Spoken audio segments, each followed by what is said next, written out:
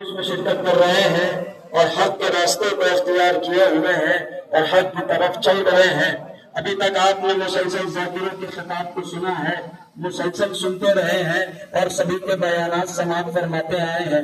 اللہ آپ کو طول عمر عنایت فرمائے، اللہ آپ کو سلامت رکھے۔ میں بہت ہی وقت کم ہے ہمارے پاس اور دو باتیں جلدی جلدی کرنی ہے۔ عزیزان ایمان، امام حسین علیہ السلام نے دربار ولید میں مزاج امامت کو بیان کرتے ہوئے ارشاد فرمایا، مثلی لا یبایع مثلا، مجھ جیسا اس جیسے کی بیعت نہیں کر سکتا۔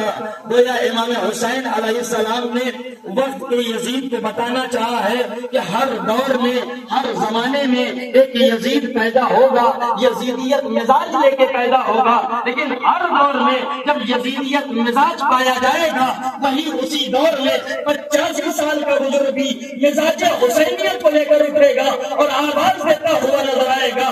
ہم بھی مزاج یزیدیت کے ہاتھ پر بیعت نہیں کر سکتے۔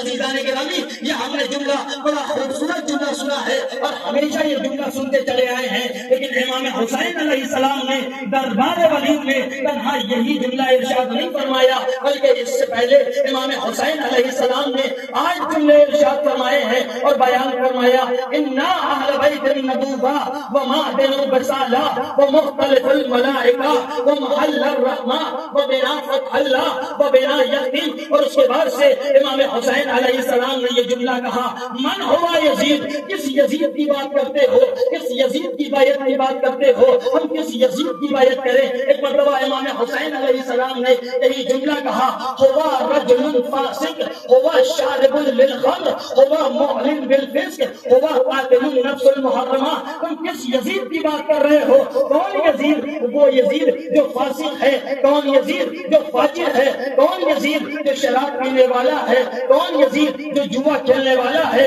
کون یزید معلن بالفسق، صرف گناہیں نہیں کرتا بلکہ کھلا گناہیں کرتا ہوا نظر آتا ہے، قاتل النفس المحرمہ جو خود ظلم کرتا ہوا نظر آتا ہے۔ گویا امام حسین علیہ السلام نے اس پیغام کے ذریعے سے مزاج امامت کو واضح کیا، مزاج یزیدیت کو واضح کیا، اور اس کے بعد سے 9 جملے میں دربار ولید میں ولید کی آنکھوں میں آگے ڈال کر یہی جملہ کہا، مثلی لا یبایع مثلا، مجھ جیسا اس جیسے کی بیعت نہیں کر سکتا۔ گویا امام حسین علیہ السلام نے شروع کے 5 جملے میں یہ بتا دیا حسین ابن علی کی ذات کیا ہے، آخر کے 3 جملے میں یہ بتایا کہ یزید کی بساط کیا ہے، اور مثلی لا یبایع مثلا کہہ کر تاریخ انسانیت کو للکار کر یہی جملہ کہا ہے، حسین اور یزید دونوں ایک ایسی شخصیت ہے جو دونوں ایک ساتھ جمع ہی نہیں ہو سکتے۔ گویا متوجہ کیا ہے، آواز دیا ہے عزیزان گرامی کہ یزید کی بیعت کے لیے مطالبہ کیا جا رہا تھا امام حسین علیہ السلام نے، لیکن امام حسین علیہ السلام ہے جو برجستہ طور پر انکار کر رہے ہیں۔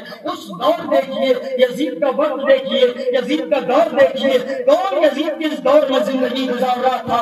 اس دور میں زندگی گزار رہا تھا جہاں انسانوں کو بولنے کی صلاحیت نہیں تھی، جہاں انسان کو بولنے پر پابندی لگائی جا رہی تھی، جہاں انسان اپنا سر اٹھا کر نہیں چل سکتے تھے۔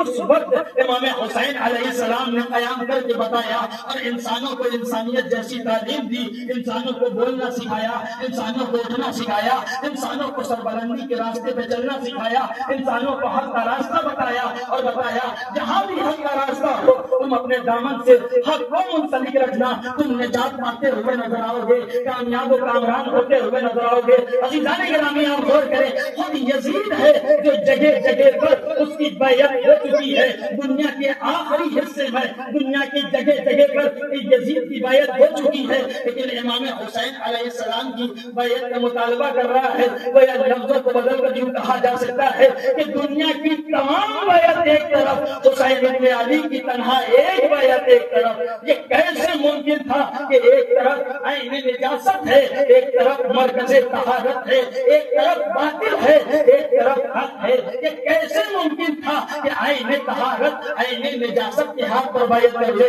یہ کیسے ممکن تھا کہ ایک حق باطل کے ہاتھ پر بیعت کر لے؟ لہذا امام حسین علیہ السلام نے رہتی دنیا تک کا پیغام دیا کہ یہ حسین مزاجی یزیدیت کے ہاتھ پر بیعت نہیں کر سکتا، اور یزید بار بار امام حسین علیہ السلام سے بیعت کا مطالبہ کر رہا تھا کہ حسین بیعت کر لے، حسین بیعت کر لے، حسین بیعت کر لے۔ کیوں؟ اس لیے کہ اگر حسین نے بیعت کر لیا تو تنہا حسین نے بیعت نہیں کیا، بلکہ آدم نے میرے ہاتھ پر بیعت کر لیا، بلکہ نوح نے میرے ہاتھ پر بیعت کر لیا، بلکہ ابراہیم نے میرے ہاتھ پر بیعت کر لیا، بلکہ اسماعیل نے میرے ہاتھ پر بیعت کر لیا، بلکہ یعقوب نے میرے ہاتھ پر بیعت کر لیا۔ یا لفظوں کو بدل کر یہ جملہ کہا جا سکتا ہے کہ اگر امام حسین علیہ السلام نے نعوذ باللہ نستجیر باللہ نعوذ باللہ اگر یزید کی بیعت کر لیا ہوتا تو گویا 1,24,000 نبی نے یزید کی بیعت کر لیا ہوتا۔ تو میں کہوں گا، یہی جملہ کہنا چاہوں گا کہ جس طریقے سے آپ یہ تسلیم کرتے ہیں کہ امام حسین علیہ السلام نے اگر بیعت کر لیا ہوتا تو گویا 1,24,000 نبیوں نے یزید کے ہاتھوں پر بیعت کر لیا ہوتا۔ لیکن اگر امام حسین علیہ السلام کے قاتلان کی بات کی جائے، قاتل کی گفتگو کی جائے، تو ہم یہ کہتے ہوئے نظر آئیں گے یہی یزید ہے جس نے امام حسین علیہ السلام کو قتل کیا۔ اور مجھے یہ جملہ کہنے دیجیے، یہ یزید نے تنہا امام حسین علیہ السلام کو قتل نہیں کیا بلکہ 1,24,000 نبیوں کو قتل کیا ہے۔ گویا امام حسین علیہ السلام نے مزاج انسانیت بتایا، مزاج حسینیت بتایا کہ جہاں جہاں بھی مزاج حسینیت پائی جائے گی اپنے سر کو بلند کرتے ہوئے یہ آواز دیتی ہوئی نظر آئے گی کہ ہاں ہم حسین کے چاہنے والے ہیں، ہاں ہم اہل بیت اطہار علیہ السلام کے چاہنے والے ہیں۔ یہ ایسی یونیورسٹی ہے، یہ ایسی درسگاہ ہے جس میں کسی بھی مذہب و ملت کی قید نہیں ہے۔ ہر مذہب و ملت کا آدمی اس فرش افضل پہ آتا ہے، اس در پہ آتا ہے۔ امام حسین علیہ السلام اسے اپنی نجات کا راستہ دکھاتے ہوئے نظر آتے ہیں۔ کسی شاعر نے بڑے ایک خوبصورت انداز میں یہ جملہ کہا، کوئی ہندو ہے تو کوئی مسلم ہے تو کوئی جینی ہو گیا، آ گیا بزم حسینی میں حسینی ہو گیا۔ گویا مزاج انسانیت بتایا کہ اگر تم یہاں آتے ہو، یہاں ہمارا کوئی فرقہ نہیں ہے سوائے 2 فرقے کے، ایک فرقے کا نام حسینیت ہے، ایک فرقے کا نام یزیدیت ہے۔ متوجہ کیا ہے اگر آنا چاہتے ہو، حق کے راستے پر آنا چاہتے ہو تو حق سے منسلک ہوتے ہوئے نظر آؤ۔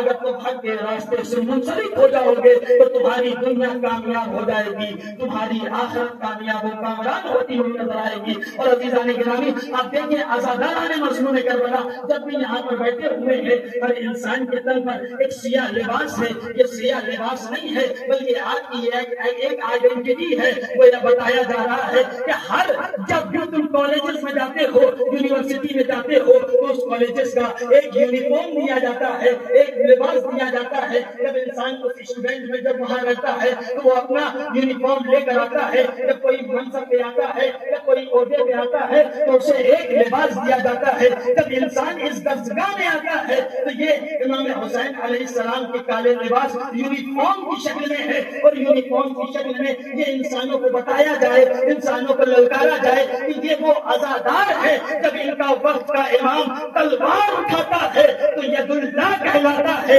جب ان کا آیت اللہ تلوار اٹھاتا ہے تو نصر اللہ کہلاتا ہے۔